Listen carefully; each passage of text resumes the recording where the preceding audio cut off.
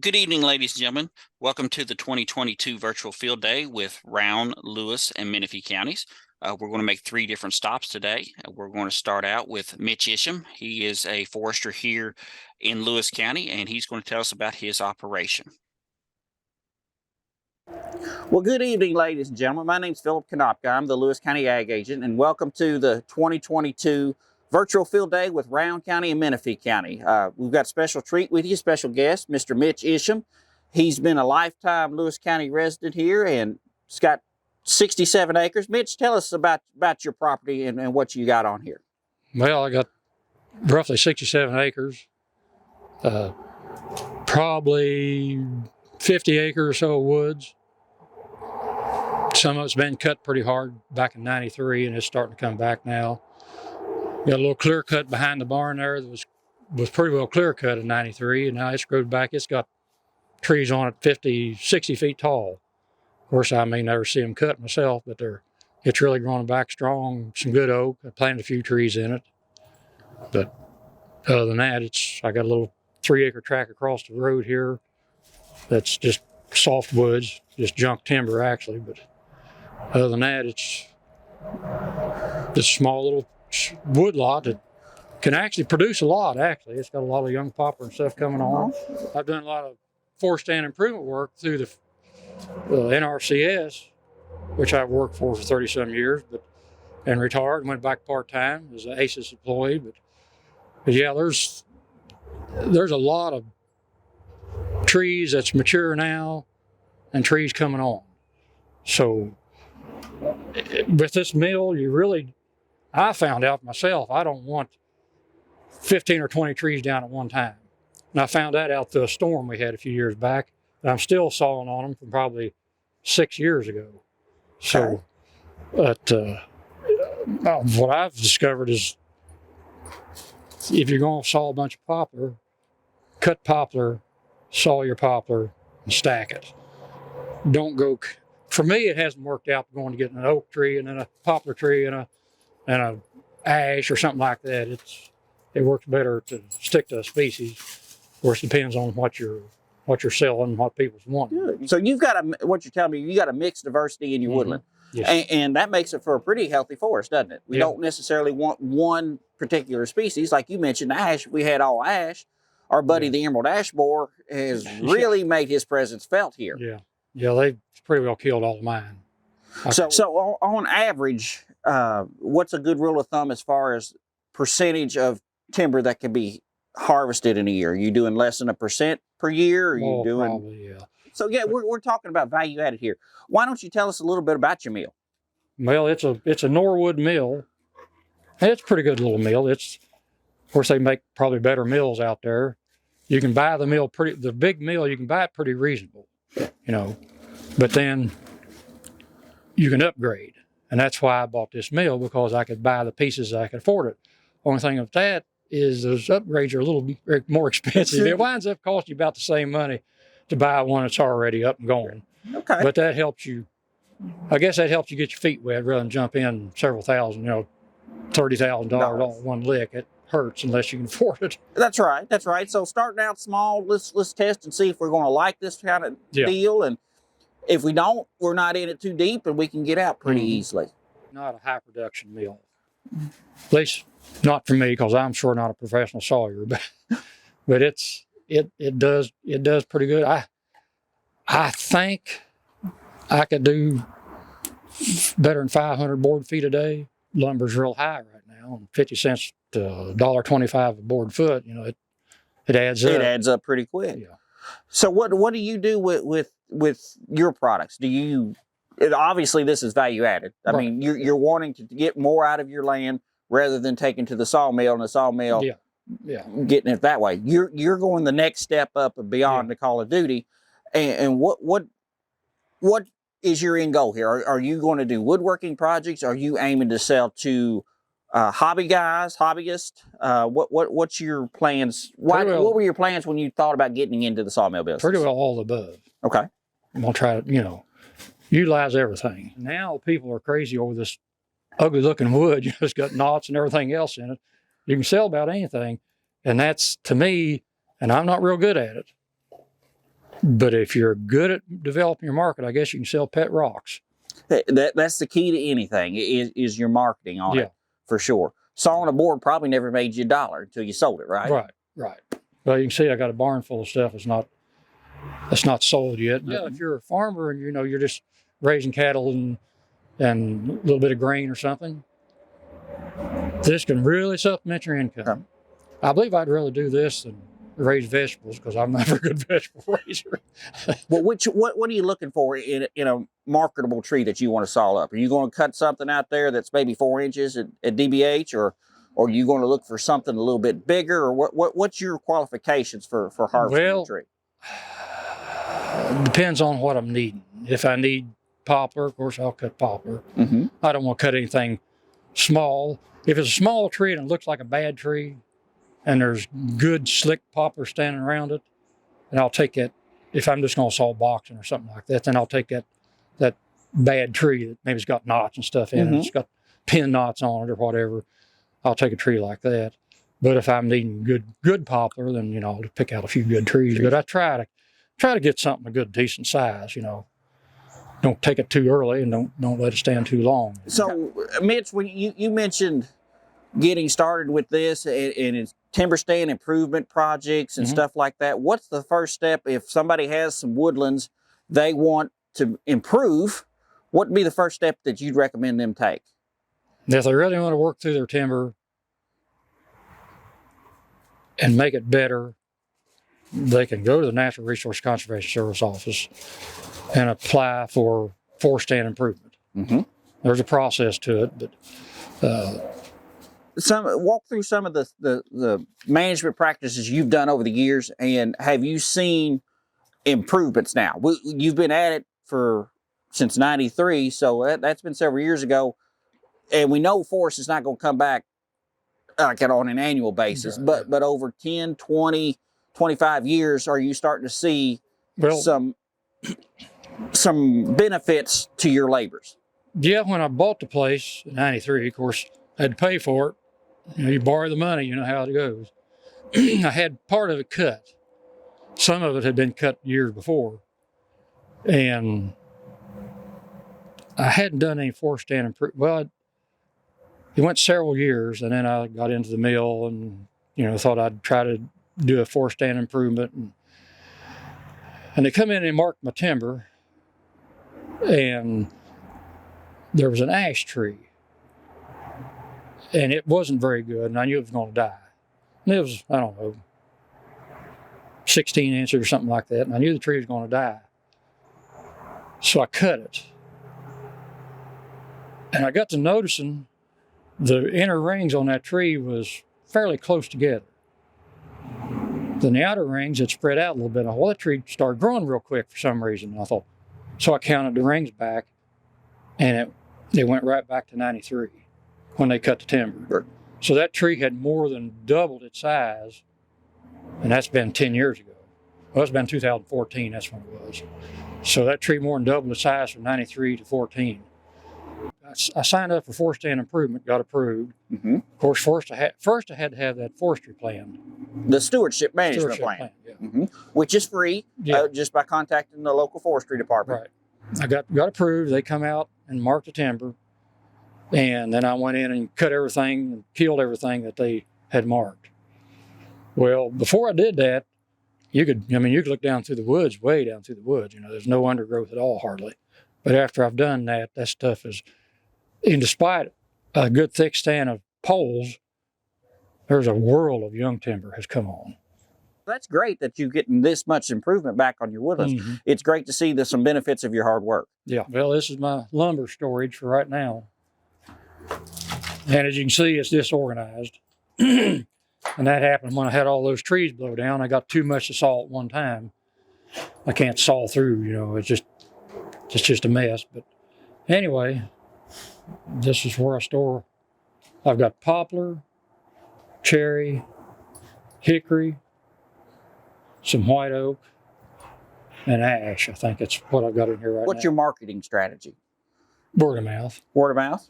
That's some of the best advertisements you can get.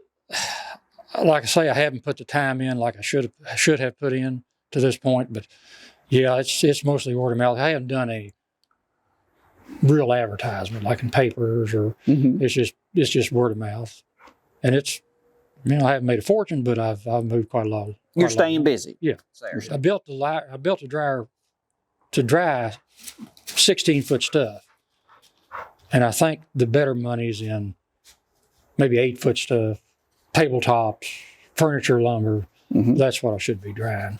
So, Mitch, this is an interesting little building we got here. We looked at your tobacco barn and storage, but what am I looking at here? Looking at a keel dry.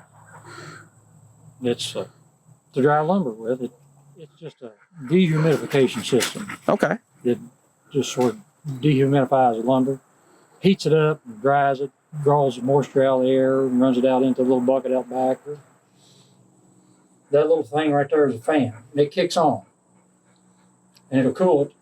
And that vent right there in the door will open up through vacuum like, and it'll pull out the excess heat if it gets too hot. Okay. If it gets too hot, the dryer unit will shut down.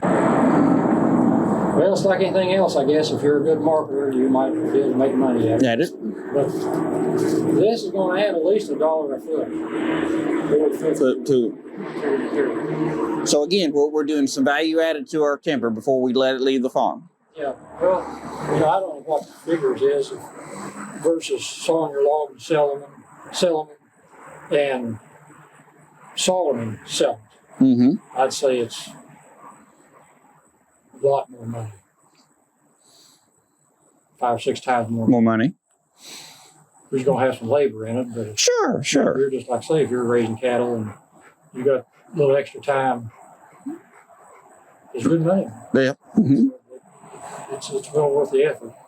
To put it kind of into perspective, like you said, if you're raising cattle, you're the guy that's going to take it to the slaughter facility or harvest facility, bring it back, and then sell the freezer beef. Yeah.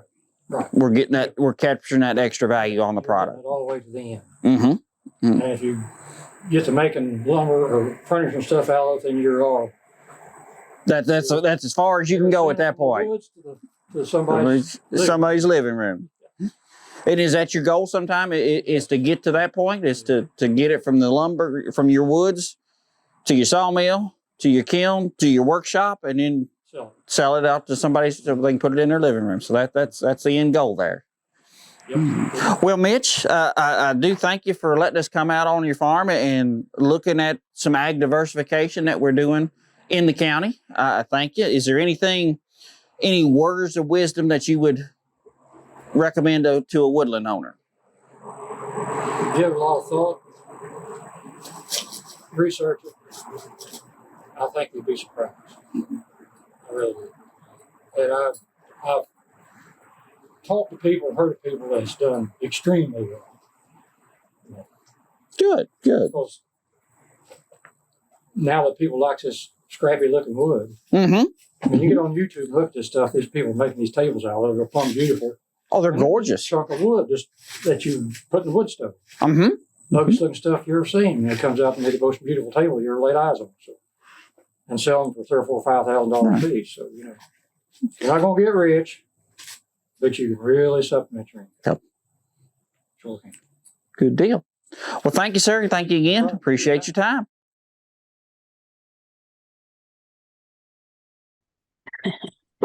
Hi, I'm Mary McCarty, and I am the Menifee County Ag/4-H agent. And for Menifee County, we are going to visit Rockhouse Falls Farms and Kate McMillan and her awesome operation.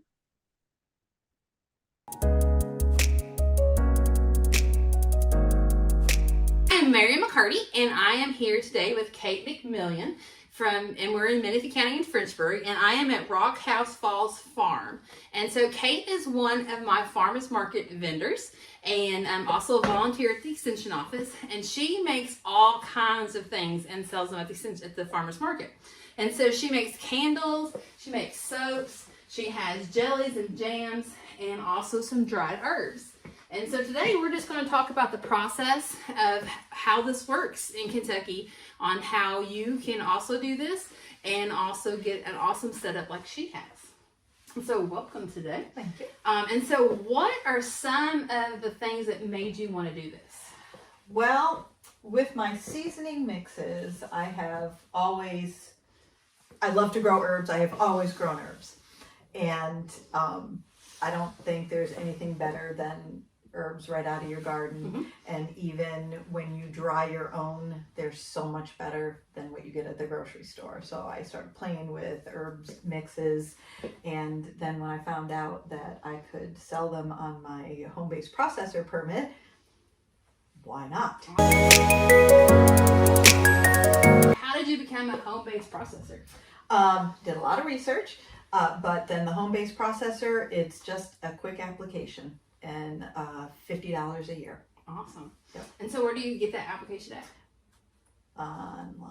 Online. And so you probably went to like a University of Kentucky Extension website. Yeah, I think I Googled it. And Awesome. then you find it. And so it will come up on Google, and if you go to your local extension office, your ag agent can also find it, but also your family consumer science agent probably has a little bit more knowledge on those areas, but can definitely get it.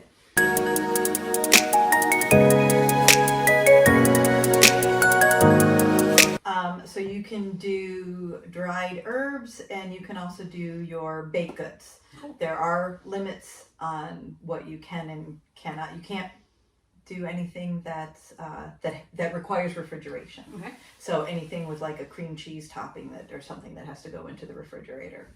So it has to be like shelf stable. Gotcha. So my pumpkin rolls would not fall under, because that's cream cheese icing. Right. Awesome. Correct. Love pumpkin rolls. Yeah, but you can do breads, cakes, cookies. You can even do candies. There are a lot of things.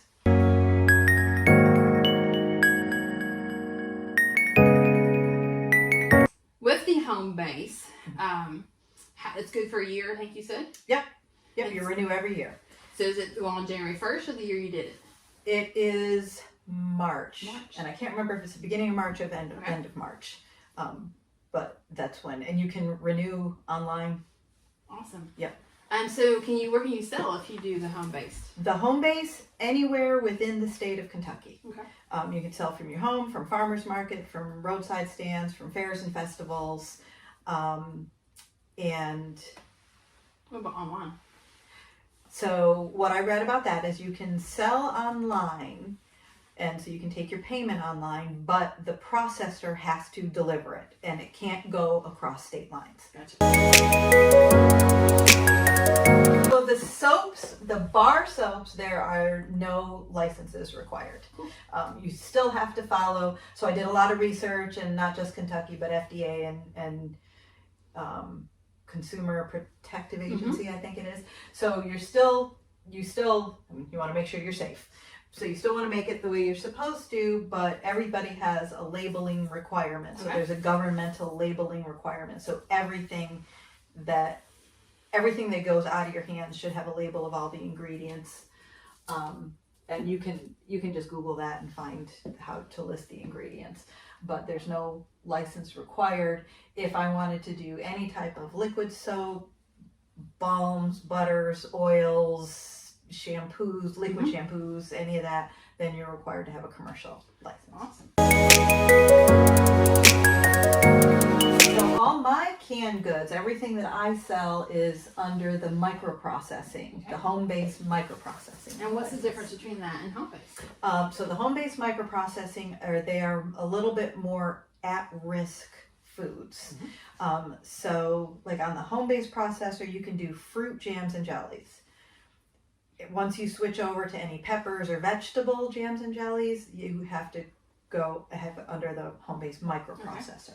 And is there training that you have to attend for that? Yes, you have to take that produce best practices training, and then you take a microprocessing class, and then they'll walk you through the steps. But once you take that class, then every recipe that you make has to be approved. Okay. And it's $5 for each approval, but then it's lifetime. Okay. So you submit your recipe, and there's a way you can do it online, or you can fill out a paper form, and they do talk about that in class. Okay. And you submit the recipe. Once your recipe is approved, you submit your label, and that has to be approved also. And then they'll send you an email or a notice, and with a copy of your approved recipe stamped approved, and you're good to go. Awesome. And those classes, the way you can tell if there's a class in your area, some, like we don't host any in Menifee County, but usually in our greater area, Rowan County usually has some, Lewis County has had some in the past. But you can go also on the FCS website for home-based processing and microprocessing, and it'll have a list of all the classes statewide. And some of those are virtual. Some of them are in face-to-face, but what I remember of it, it was an all-day event. Yeah. And you also, at the end of it, there's like a question and answering session with someone on a telephone that helps answer any questions that your agent can't. Yeah. And you take a test at the end of the class too. And how long is that certification good for? A year. A year. So it is also a year, and it's again in that March time frame. You can renew online, so once your recipe is approved and your label's approved, you have to have an inspection of your kitchen. So the food safety inspector, I can't remember what his title is, but he does many counties. And so you just contact your health department. No, it's not. It's not through your health department. They have in the class. They'll give you the list. And what he did is he came out and he made an appointment, and we went in my kitchen. He made sure I had a sink and counter, and he opens up the cabinets, make sure there's no insects and mice droppings, and that you're clean, that you're sanitized. You can't have animals within. You have to be able to block your animals from your kitchen. There's a certain footage that they have to be away.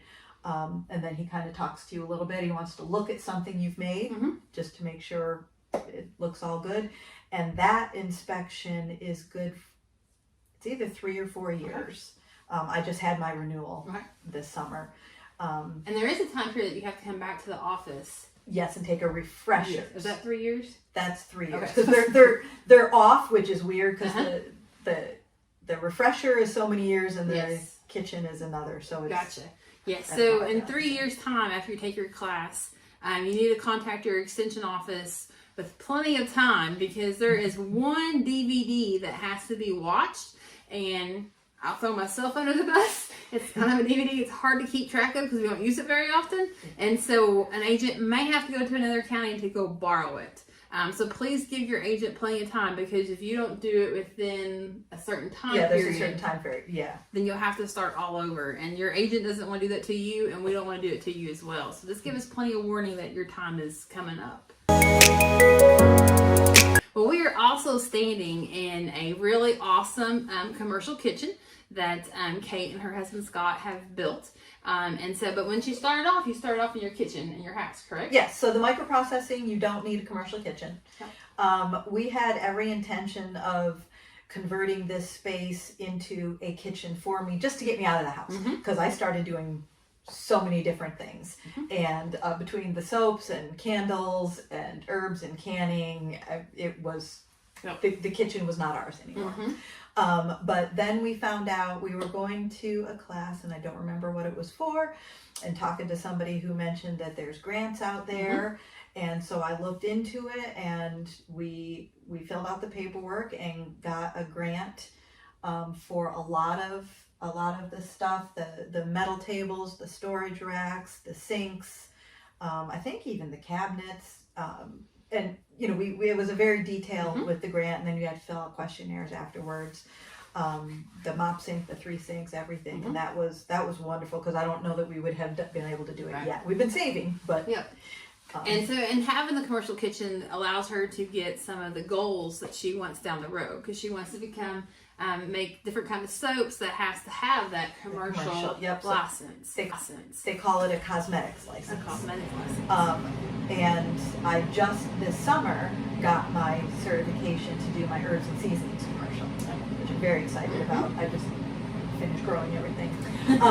But I just got that, and so that allows me to put it on my website to ship across state. I can sell wholesale. I've got someone who wants to buy a wholesale, which you can't do that on a home-based processor.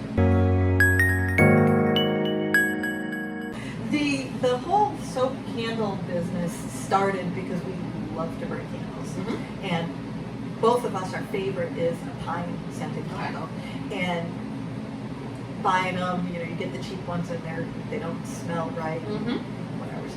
So and it's all Scott's fault. One day he said something, he's like, well, why don't you make candles? Okay. And so a few $100s later in time and research, my candle that started it all is my Christmas candle. Awesome. Yeah. So, but then I was hooked. Uh-huh. And so I've got 3 different sizes of candles. They're soy candles. I have 36 different scents right now, and they come and go because some things get discontinued and whatever, so they do change up a little bit. I do have people that request things, and if it turns out I really like it, I add it to the line. Then I figure, well, I can't do candles without doing wax melts, so I wax melts for every candle. And then I don't know why, but I decided soaps needed to go with the candles. Gotcha. So it took a lot of experimenting. I had never made soaps before, so I spent, I think, a year perfecting the recipes and learning the Awesome. recipes and So are the soaps and the candles, are they commercial where you can send them elsewhere? yes, because there's no licensing Okay. for any of those. I did do all my research because again, the government requires labeling.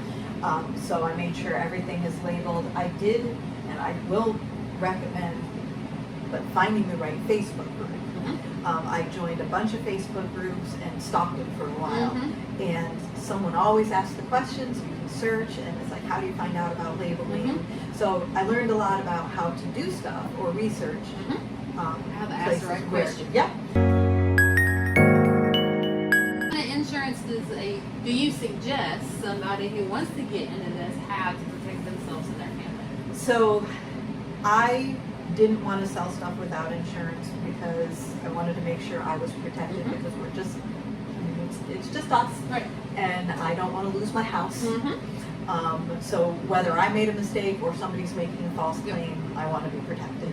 So again, I looked through my Facebook groups and I found it's called, what I personally have, it's called a cosmetic insurance. And so my soaps are covered, but if you do soaps and make candles, they cover your candles also. Oh, cool. But I would definitely say call whoever you have for insurance right now, find out if they have riders. Mine just didn't. But there are a couple other places, and what I found I just liked. Yep. So I stuck with it. Oh. And is that a yearly premium or? Yeah. Awesome. It's a yearly. Yep. It's due every end of January. Awesome. Because that's when I got it. So that was based on when I got it. You got some grants. What grants did you apply for to help pay for the commercial kitchen? I wish I could remember the name of it. Well, you got a CAPE grant. Yeah, right? so CAPE paid for, because there is, I think it's under the value added. I got the commercial refrigerator, and I'm pretty sure the oven came from CAPE also. And that's your county agriculture investment program that all the counties in Kentucky have some form of that. In Menifee County, we are just wrapping up our process of applications, actually in tomorrow. But every county will have their own application period, and you can check with your county ag agent, and they should be able to update you on that time period. But the other grant I think you got was the KSU Small Farm Grant. Yes, that's what it was. So it's, if I remember right, it's up to 5,000. You can apply for up to 5,000 a year, but for a lifetime maximum, it was either 10 or 50. I think it's 10,000. And we submitted just under 5,000. So there was stuff that we paid for. Yep. And it covered my metal tables, my racks, the stainless steel countertops, the sinks, the mop sinks.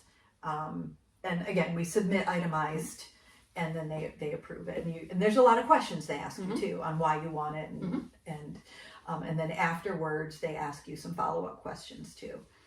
And we're considering. So we did that once. We're considering doing it again to do a little expansion room. Awesome. So we've grown enough that we're ready to expand. That's awesome.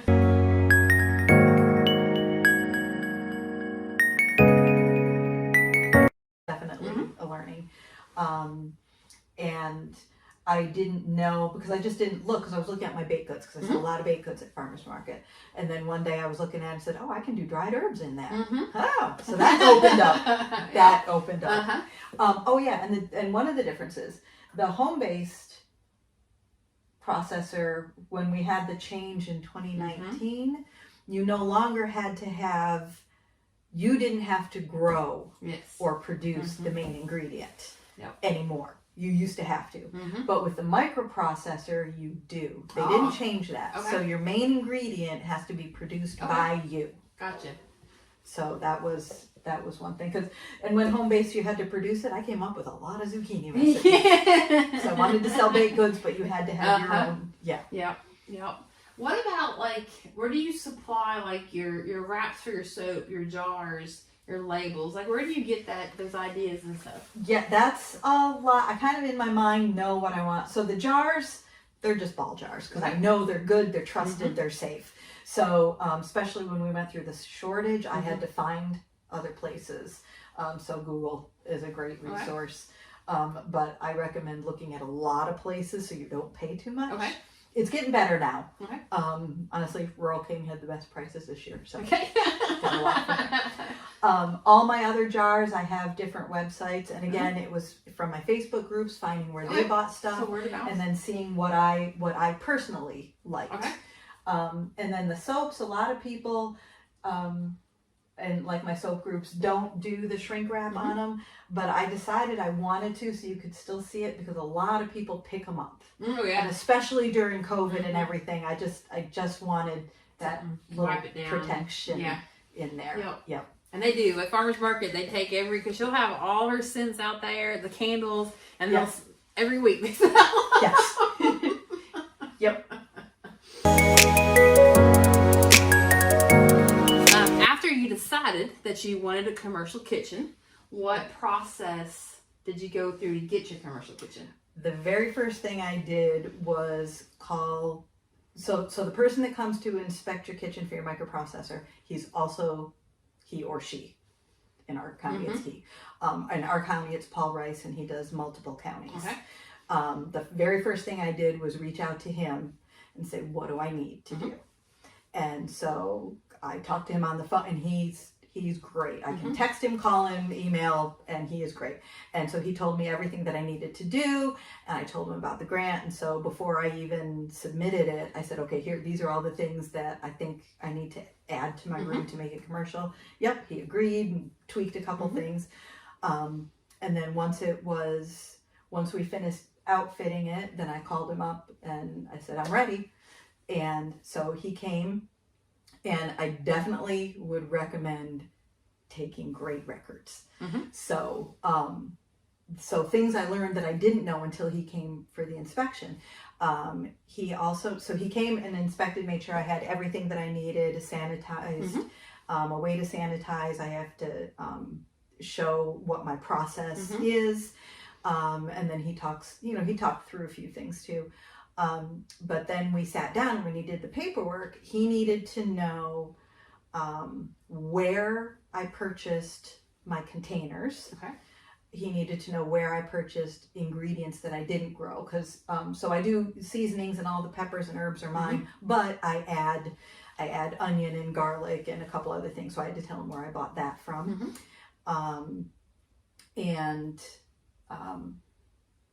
Then he told me I had to register with the FDA as a food processing establishment, which I did. It's easy. It doesn't cost anything. He gave me the links. There's 2 places. I did that. In fact, I just did it. You have to renew every 2 years, and I just got my renewal.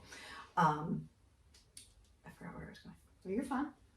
What about if your process there's a problem? Okay, yes. So then you also have to submit to him a recall plan. And so what I did, and again, Google is a great resource. I looked it up. I took from a few different places and step by step what your recall plan would be. So one of the reasons why you really need good record keeping is if somebody says they got sick and they think it was one of my seasoning mixes, I need to be able to know what batch that came from. So some of the stuff I grow, but some of it I buy. So I need to be able to trace back. And if someone says they got sick, there is an FDA person for your area. And so I found out who that was. And you have to be able to contact them and tell them where everything came from. So I need to be able to, if they have their jar, I have to have it marked in a way that I know. Gotcha. And I do the same thing for my soaps too. So every time I buy, say, ground garlic, I write on the bottle when I bought it and where I bought it from. Gotcha. And then I have everything in a spreadsheet.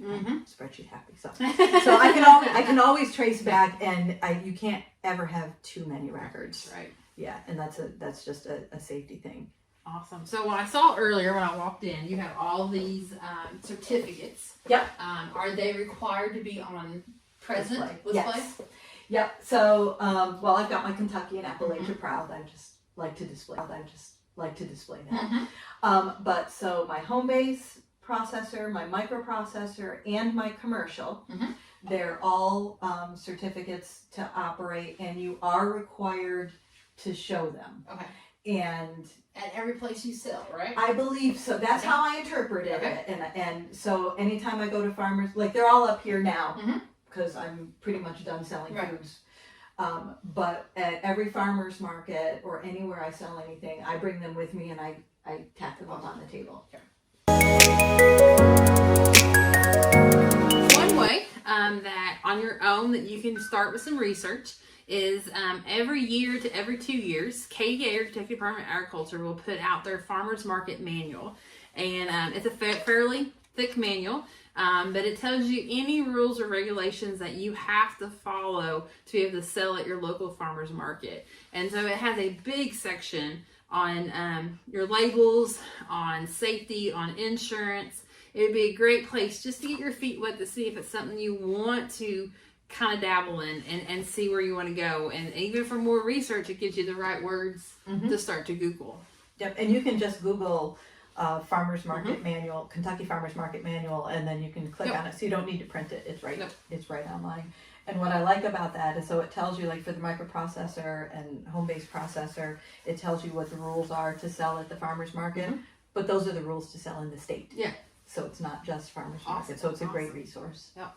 And also on the website of UK's FCS, you'll have a cheat sheet of what you have to have and what you can and cannot process with those different licenses, the microprocessors and the home-based processes, which is also wonderful. I get confused on all of them because I still have to look them up. We want to thank Kate for walking us through the process of getting a commercial kitchen and making soaps and what rules and regulations that we need to follow to protect us, our consumers, and our families. So I want to thank you very, very much. Well, you're welcome. Thank you for coming. Awesome. Well, happy holidays. You too.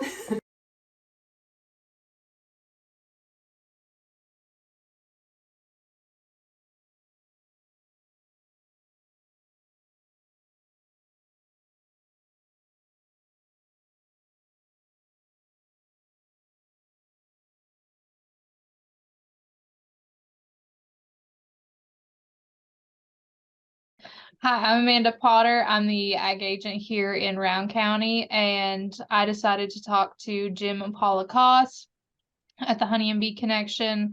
They're out on Cranston and probably one of the only beekeeping supply retailers around the area. So we'll be talking with them today. Education and agriculture, and they are probably what I like to think is some of the best examples as far as that goes, because they always make sure to do their research. They always make sure to kind of have an idea of what they're doing before they actually go into it. So if you kind of want to introduce yourself, kind of talk about what you've been doing, how everything got started, I guess. We'll start from there. I started keeping bees, which was the main part of our business, back in 2008. And 2009, I decided to open up a supply place selling beekeeping supplies and equipment. From 2009 up until now, we're up to selling bees, equipment. We manufacture all of our own equipment. We sell woodworking tools. We have probably about 30 to 40 head of goats and about 50 head of chickens. The goats have been the hardest learning curve we've had. But we're raising mini Nubians and Nigerian dwarfs. And then also we started selling chickens, baby chicks in the spring, and turkeys and quail and guineas.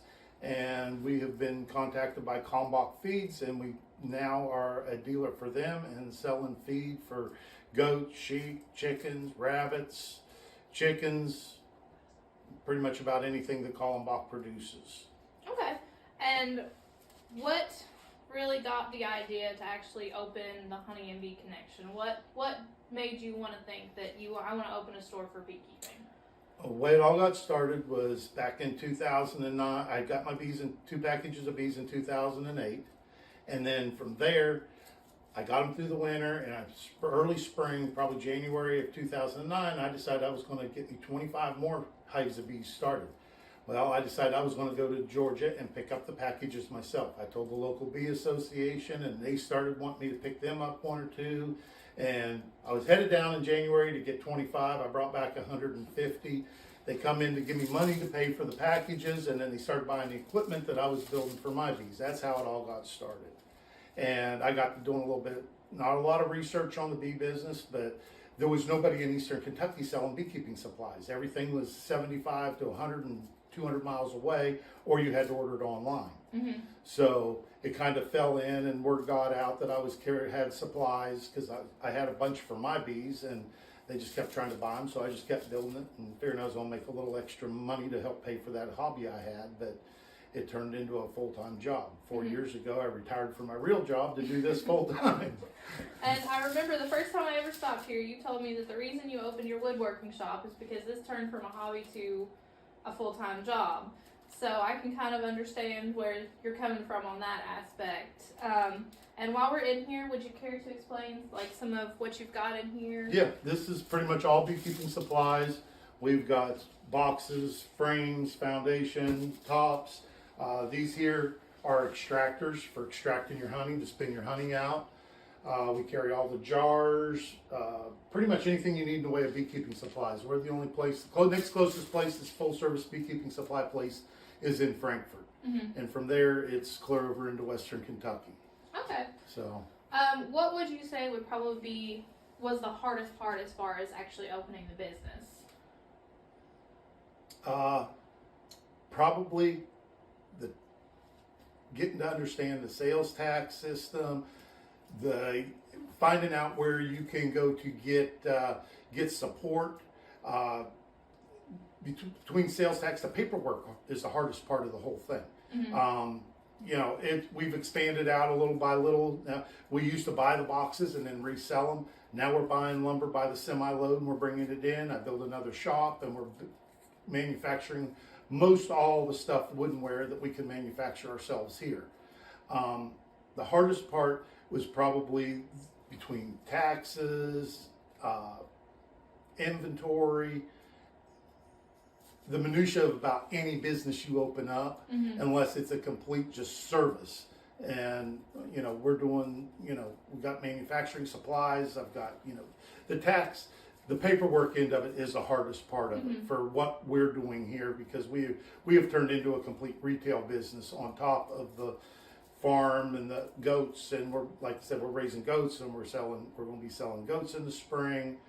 And it's just the paperwork and keeping up with inventory. That's the hardest part. Okay, that makes sense, because I'm sure there's a lot of things that you have to jump through to kind of get to that point. Sales and use tax numbers and figuring out, when I first started, they wanted me to pay sales tax every 3 months. Mm-hmm. Then it went to every month. So now we're doing sales tax on a monthly basis. The other thing is beekeeping. I mean, I've tried to get beekeeping supplies listed as an agricultural product. It is not considered an agricultural product in Kentucky. So if you've got a farm, it's not tax exempt in the state of Kentucky, which I think it should be, because it is agricultural. Mm-hmm. They produce honey for human consumption. Cows produce meat, they produce milk. That's another one of my big things that I've fought and railed against for years. And they consider bees a hobby in the state of Kentucky. Every surrounding state of Kentucky is all considered agricultural, so there's no sales tax involved. Okay. Have you noticed kind of an uptake in people wanting to get more into beekeeping as kind of the years go on and people are becoming a little bit more health conscious, kind of wanting to cut back on traditional like white sugar. Have you kind of noticed any kind of trends as far as that goes? It ain't so much that as it is we're getting a lot more of the prepper, homesteader type people that are wanting to be able to produce their own candles or wanting to be able to produce their own honey. With the economy the way it is right now, and we've noticed, I mean, COVID shut a lot of businesses down. We have thrived. Our sales are down a little bit because of the economy the way it is now. But people, when you can't go to Walmart and buy 2 25-pound bags of sugar, they're thinking, hey, I need a couple 5-gallon buckets of honey. So a lot of people are trying to raise a couple, 3, 4, 5, 10 hives of bees so they can produce their own. And for health reasons, I'd say probably 50% of the honey that we sell out of here, people are buying because of health reasons for the allergies. And I got people that makes vinegar with honey and eat 2 tablespoons a day. They say it helps their arthritis. There's all kinds of benefits to honey. That has a lot to do with it too. But yeah, it's been a serious uptick. Back 20 years ago, everybody was terrified of bees because the killer bee was out there. And educating people and teaching them that the bees aren't dangerous the way they led you to believe on TV has gotten a lot more people interested in it. And honeybees are a necessity. Everybody that has a garden that needs pollination, that's why I got started. I had some fruit trees, I had a garden, I couldn't find a honeybee on them. That's why I bought my first 2 packages of bees and started off keeping bees. And we get a lot of people that do that now. I mean, Pyewater Farms over in Georgetown, I mean, they're a big farm family store like that. And they're buying bees and they're putting bees on their place to pollinate their pumpkins and all their vegetables and stuff like that. We've got people that's got apple orchards that's doing the same thing, and they're putting bees in there for that so that they get a better crop. They get a nicer crop, bigger fruit, nicer fruit by having those bees there for pollination. Okay. And you mentioned homesteading, and I have really noticed a lot of people coming to ask me questions about their homesteading. Especially where I've started doing these mushroom growing classes, that a lot of people are kind of finding new and innovative ways to try to grow their own food. And mushrooms especially are kind of a harder thing to grow anyway. But I have talked to quite a few people that are really interested in actually trying to do homesteading almost full time, as opposed to relying on going to the grocery store and actually going out and buying the things they need, when a lot of people are kind of getting more into that mindset of, I would like to grow my own food, I know what's going into it, I know kind of what's going on with it, as opposed to just buying something and not really knowing where it came from. So I kind of understand where that's coming from, and I'm genuinely surprised at how quickly it is growing. And how many people are willing to actually go and kind of just start fresh to do that homesteading. And it makes sense, especially because with the pandemic, I think that really kind of opened a lot of people's eyes as far as where that went. You know, in Eastern Kentucky, and I deal with people in West Virginia, Ohio, Tennessee, clear over towards Western Kentucky, beekeepers. Everybody 50 years ago had a couple hives of bees sitting in their backyard. And when the varroa mites hit, that wiped out a lot of them. And then the big scare with the killer bees coming up out of South America, that got people turned off on the honeybees. And then all of a sudden the news media got into, well, honeybees are good and, you know, our bees are dying off. So everybody's wanting to do their part for the environment, which is helping a lot of other things too, rather than just the environment. I mean, yards and gardens and everything. I mean, hay fields do better with a few hives of bees sitting around for pollination purposes. But, you know, you would go to the store 20 years ago, you didn't see nothing related to honeybees. Now you go down the toy aisle in Walmart, and they've got beekeeping Barbie dolls now. You know, and half of the morning cartoons has got honeybees in them on Saturday mornings. I didn't even realize that until Lily started watching cartoons, and we seen honeybees all over everything, on all the TV commercials and the children's cartoons and stuff. They all had honeybees. Yeah. And I just thought, and it's gotten people back in the mindset of honeybees. Plus, there's some benefits to it, like the honey, the wax, the propolis, the pollination. Bees have play a big impact. And they can produce anything you can in the beehive. You can use, sell, or, it's beneficial no matter how you look at it. Yeah, and my dad was one of those farming families. My dad is almost 60 now. He had hives. All of my uncles had hives. Most of my family did, because at that point, we were the quintessential out in the middle of nowhere farming family. So they tried to provide for themselves any way that they could. They grew their own food. They had their own beehives. And we kind of went away from that for a long time, and we're kind of transitioning almost back into that.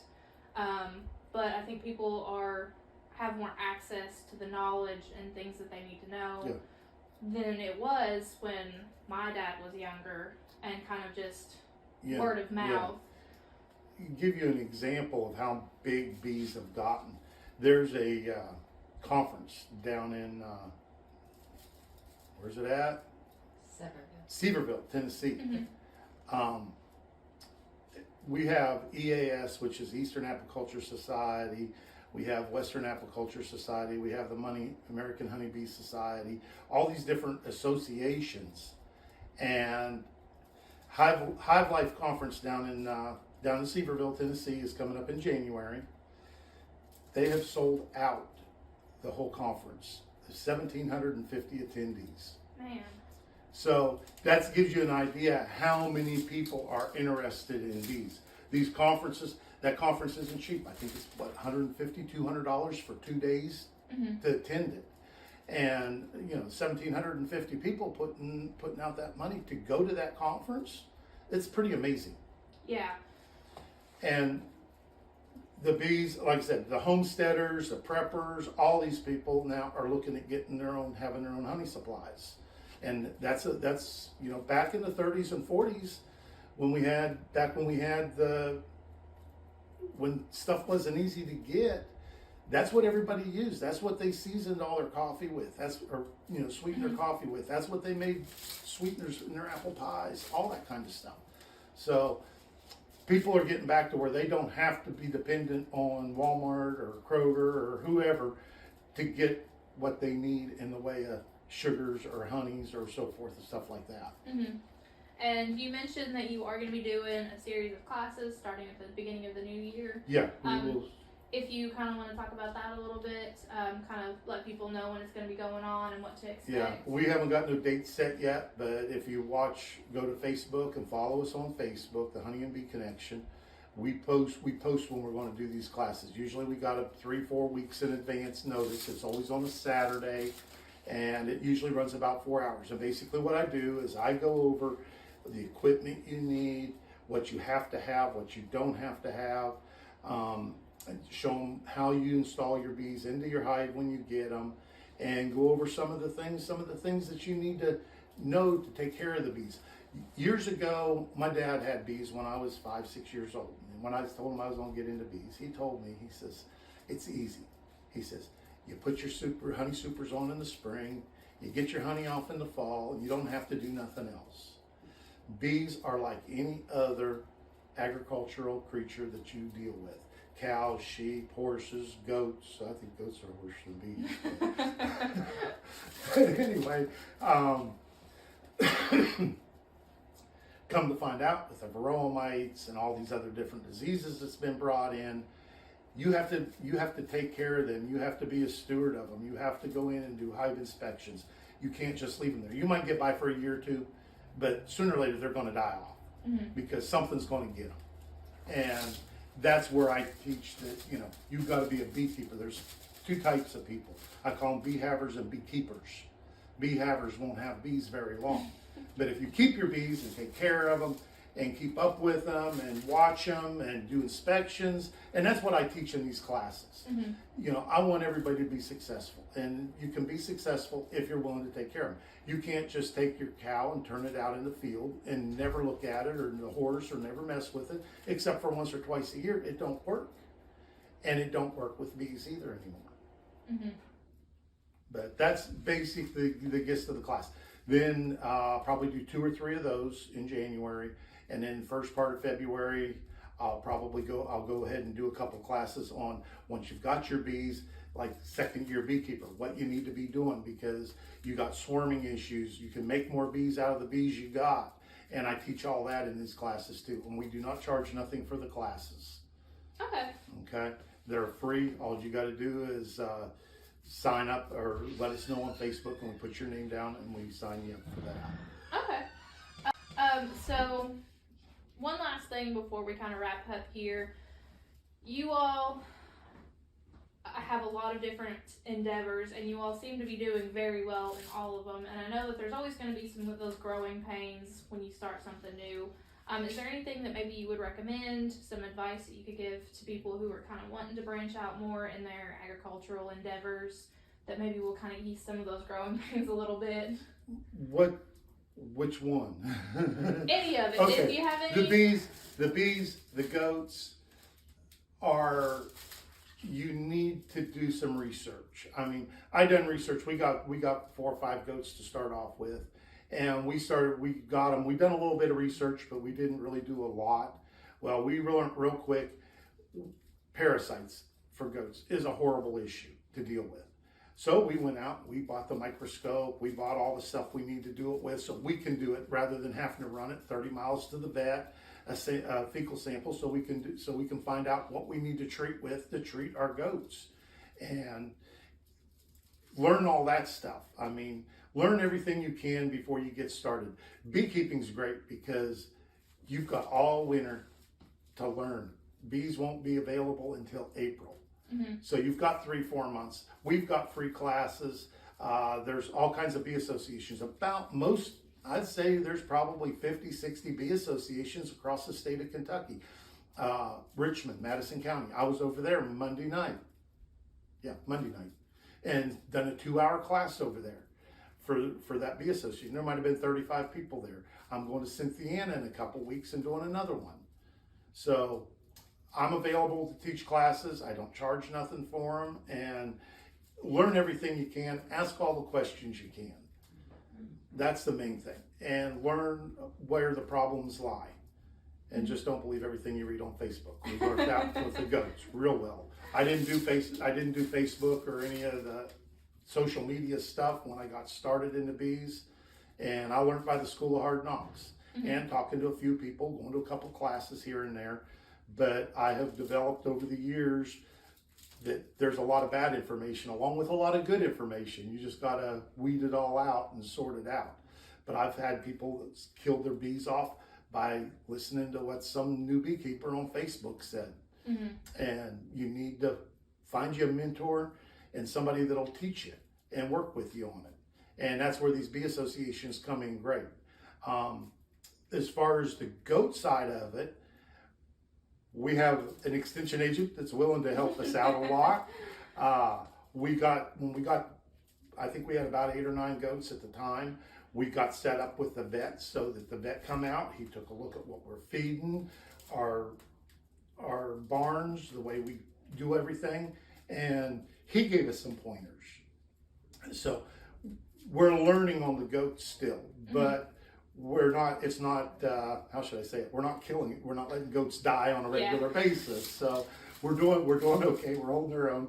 And we hope you enjoyed the 2022 virtual field day. If you need your CAPE education form, feel free to reach out to your local county agent. We can either drop them off at the office or email them to you, whichever you prefer. If you are watching this video for future CAPE trainings, make sure you tell your county agent the password AWESOME. That will be the code word that we know that you watched the video. Hope everybody enjoy it. Y'all have a good night.